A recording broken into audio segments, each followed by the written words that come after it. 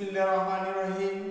আজ royal school and কলেজের এই কর্মবিরতিতে উপস্থিত সম্মানিত অত্র প্রতিষ্ঠানের অধ্যক্ষ এবং আমার সহকর্মীবৃন্দ, আসসালামু আলাইকুম।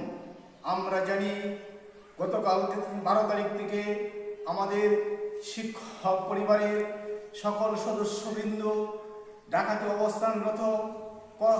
আমাদের 20% ভারী ভাড়া এবং 1500 টাকার মেডিকেল ভাড়ার দাবিতে ঢাকাতে প্রেস ক্লাবের সামনে আন্দোলনরত সকল শিক্ষক অবস্থানরত অবস্থায় আমরা দেখতে পাচ্ছি পুলিশের এক স্বৈরশাসক 3 জন শিক্ষককে রক্তাক্ত করে ধরে নিয়ে যায়। আমরা তার তীব্র প্রতিবাদ জানাচ্ছি।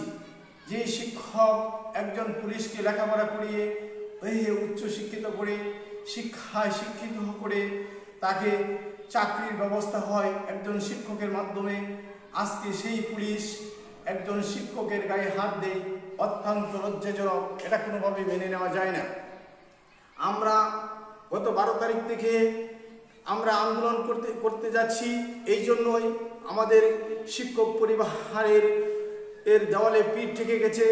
আমরা দীর্ঘদিন ধরে বলতে চাচ্ছি যে আমাদের 20% বাড়ি ভাড়া এবং মেডিকেল ভাতা সংযুক্ত করার জন্য এবং কর্মচারীদের 75% ঈদ বোনাস এবং তাদেরকে অ্যাড করার জন্য।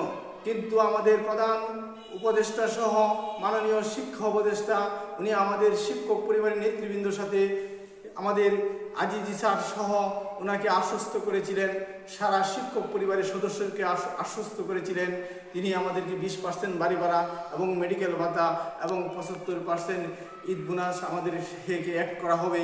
কিন্তু অত্যন্ত দুর্ভাগ্যের বিষয় আমরা দেখতে পাচ্ছি অর্থ মন্ত্রণালয় মাত্র 500 টাকা বাড়িয়ে আমাদের গোটা শিক্ষক জাতিকে অপমানিত করেছে। সেটা কোনোভাবে মেনে নেওয়া যায় না। এই আমরা তীব্র নিন্দা এবং প্রতিবাদ জানাচ্ছি একই সাথে যে তারই ধারাবাহিকতায় আমাদের আন্দোলন চলবে এবং যতক্ষণ পর্যন্ত আমাদের এই 20% বাড়ি ভাড়া এবং 1500 টাকা মেডিকেল ভাতা আমাদের প্রজ্ঞাপন না দেওয়া হবে ততক্ষণ পর্যন্ত আমাদের শিক্ষক পরিবারের সদস্যবৃন্দ ঢাকাতে অবস্থানরত থাকবে। একই সাথে সারা বাংলাদেশে যত স্কুল কলেজ মাদ্রাসা শিক্ষক শিক্ষিকা তারা এখনো প্রতিষ্ঠানে অবস্থানরত আছেন, তারা সবাই আমরা একই সাথে একই সম্মিলিতভাবে কর্মবিরতি পালন করব। এতে কোনো বাধা নেই। যদি কোনো বাধা বিপত্তি কেউ সৃষ্টি করে ব্যাঘাত সৃষ্টি করে তারে আমরা কঠোর হস্তে জবাব দেব, যাতে আমাদের এই কর্মবিরতি কেউ ব্যাঘাত সৃষ্টি করতে না পারে। কারণ আমরা জানি 1972 সালের পর থেকে আমাদের এমপিভুক্ত প্রতিষ্ঠানের শিক্ষকরা ধাপে ধাপে লাঞ্ছিত বঞ্চিত হতে যাচ্ছে। কোনো সরকারে আমাদের এই দাবি পূরণ করতে চায় না। আমরা দেখতে পাচ্ছি গত 16 বছর আওয়ামী লীগ সরকার কিন্তু বারবার আশ্বস্ত করেছে আমাদের বিভিন্ন সুযোগ সুবিধা দেবে, কিন্তু শেষ পর্যন্ত তারাও কিন্তু রক্তাক্ত করে ঢাকার রাজপথকে রক্তাক্ত করে দেয়। আমরা আমরা কিন্তু এখনো সেই কথা ভুলিনি, আমাদের হৃদয়ের কথা আছে। এখন আমাদের তত্ত্বাবধায়ক সরকার যিনি ডক্টর মোহাম্মদ ইউনূস, উনার উপদেষ্টা পরিষদের শিক্ষা উপদেষ্টা জনাব শিক্ষা উপদেষ্টা উনিও বলেছিলেন সিয়ামা আবরার স্যার যে আমাদেরকে 20% বাড়ি ভাড়া আমাদের যৌক্তিক দাবি। কিন্তু যৌক্তিক দাবি থাকার পরেও তিনি আশ্বস্ত করার পরে আমাদের সাথে প্রতারণা করেছেন।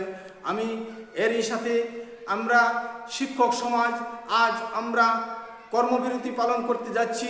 যতক্ষণ পর্যন্ত আমাদের প্রজ্ঞাপন না দেওয়া হবে ততক্ষণ পর্যন্ত আমাদের কর্মবিরতি চলবে। একই সাথে ঢাকা রাজপথে আন্দোলন চলবে। সে আন্দোলন কোনোভাবে থামানো যাবে না। যেদিন থেকে আমাদের এই প্রজ্ঞাপন দেওয়া হবে সেদিন থেকে আমরা আন্দোলন কর্মবিরতি আমরা স্থগিত ঘোষণা করব এবং তারই ধারাবাহিকতায় আমরা ক্লাসে ফিরব। আমরা কিন্তু শিক্ষক সমাজ কারো ক্ষতি করতে চাই না। আমরা চাই স্কুলে এসে কলেজে এসে মাদ্রাসায় এসে আমরা সঠিকভাবে পাঠদান করতে চাই। আমাদের ছাত্রছাত্রীদেরকে উজ্জ্বল ভবিষ্যতের স্বপ্ন দেখাতে চাই। কিন্তু সেই স্বপ্ন দেখাতে গিয়ে যদি আমাদের শিক্ষকদের উপর কোনো ধরনের হুমকি আসে, এবং আমাদের যে দাবি সেটা যদি মেনে না নেওয়া হয় তাহলে আমাদের কঠোর হস্তে আমরা জবাব দিতে প্রস্তুত থাকবো ইনশাল্লাহ। আমি আমার শিক্ষক পরিবারের সদস্যদেরকে উদাত্ত আহ্বান জানাচ্ছি, আসুন আমরা কর্মবিরতি পালন করি। আর যারা আমরা ঢাকা রাজপথে এখনো যাইনি, প্রস্তুতি নেই, ঢাকা রাজপথকে আমরা রক্তাক্ত করে আমরা যত আমাদের উপর ঝড় তুফান আসুক না কেন আমরা ঢাকা রাজপথ ছাড়বো না। যতক্ষণ পর্যন্ত আমাদের কর্মবিরতি চলছে ততক্ষণ পর্যন্ত আমাদের চলবে, এবং দাবি যতক্ষণ পর্যন্ত আমাদের মেনে নেওয়া না হবে ততক্ষণ পর্যন্ত আমাদের আন্দোলন আছে এবং থাকবে। আমি উদাত্ত আহ্বান জানাচ্ছি। আমি জগন্নাথপুর উপজেলার শিক্ষক সমিতি, আমাদের শিক্ষক কর্মচারী সমিতির আমাদের আহ্বায়ক জনাব মিরপুর স্কুলের আমির হামজা স্যার এবং সদস্য সচিব আলী আসগর সিদ্দিকী স্যার সহ আমাদের সমিতির যারা অ্যাক্টিভ আছেন তাদের উদাত্ত আহ্বান জানাচ্ছি, আপনারা প্রস্তুত থাকেন। আমরা যারা ঢাকাতে গিয়েছে আমাদের সমিতির পক্ষ থেকে এবং আমরাও যারা যাইনি তারাও প্রস্তুতি নিচ্ছি। ঢাকার রাজপথ আমরা থাকব এবং যতক্ষণ পর্যন্ত আমাদের দাবি আদায় না হবে ততক্ষণ পর্যন্ত আমাদের জগন্নাথপুরের শিক্ষক কর্মচারী সমিতি অটল থাকবে। আসুন তাহলে আমরা আমাদের এই শিক্ষক পরিবারের সদস্য যারা নেতৃত্ব দিয়েছেন জনাব আজিজ স্যারকে, ওনাকে শ্রদ্ধা ভরে স্মরণ করছি, ওনার হাতকে শক্তিশালী করি এবং আমাদের আন্দোলনকে আরও বেগবান করি।